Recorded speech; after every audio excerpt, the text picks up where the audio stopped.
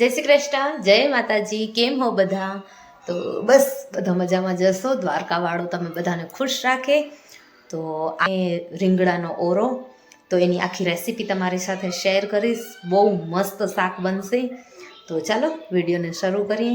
સૌથી પહેલાં તો રીંગણાને શેકશું જ. તો એના માટે પહેલી હું તૈયારી કરી લઉં, પછી તમારાથી વાત કરું.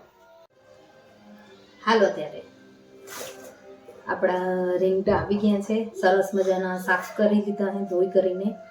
અને હવે સૌથી પહેલા આમાં લગાવશું તેલ.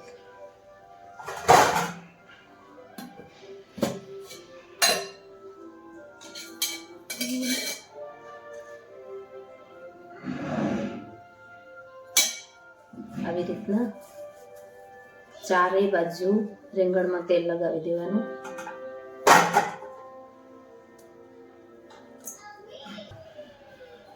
તેલ લગાવવાનો મતલબ એ જ છે કે જ્યારે રીંગણું શેકાઈ જાય ને ત્યારે આપણે જે આ રીંગણાની ચામડી રહી ને એને ખૂબ આસાનીથી કાઢી શકીએ અને શેકાય પણ મસ્ત. તેલ લગાવેલું હોય તો તેલ લગાવાઈ ગયું. હવે રીંગણામાં પાડી દઈશું જીરા. આવી રીતના 1-2 જીરા કરી અને આ જે લસણ ફોલેલું રહ્યું એને રીંગણમાં રાખી દઈશું, જેથી લસણ મસ્ત રીતના શેકાઈ જાય.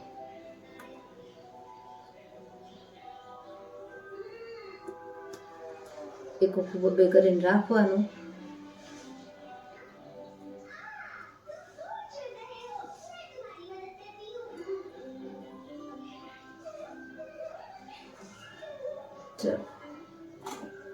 તો રીંગણા શેકવા માટે હવે પહેલાં હું બરતો કરી લઉં. ચૂલો ઓર્યો. હાલો, બરતો આપણું મસ્ત થઈ ગયું હે. હવે એને શેકી લઈએ રીંગણાને.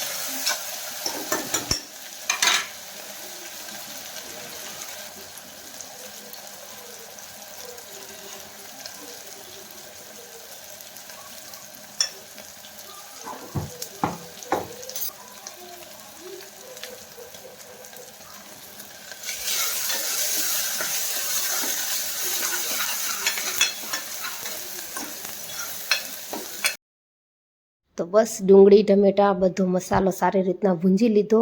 અને હવે આ છે રીંગણાનો છૂંદો, જેની રીંગણાની આખી છાલ ઉતારી અને એક મેસરથી સારું એવું મેશ કરી લીધું હે બધું. અને મસ્ત ચૂલામાં બફાઈ જાય તો કાંઈ જ ટેન્શન ન હોય. તો બસ હવે આ છૂંદાને આપણે આપણા વઘારની અંદર મિક્સ કરી દઈશું અને સારો એવો હલાવી લેશું.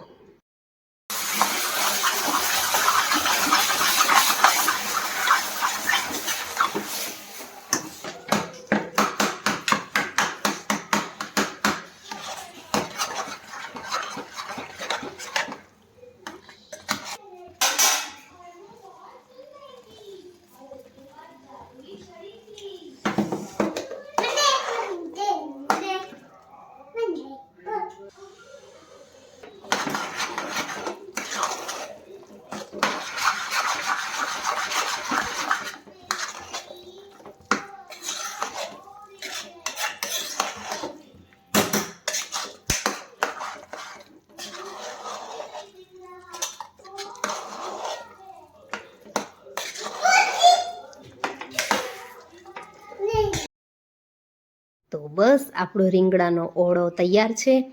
હવે સરસ મજાના ગરમ ગરમ બાજરાના રોટલાની સાથે એન્જોય કરો. જય શ્રી કૃષ્ણ, જય માતાજી.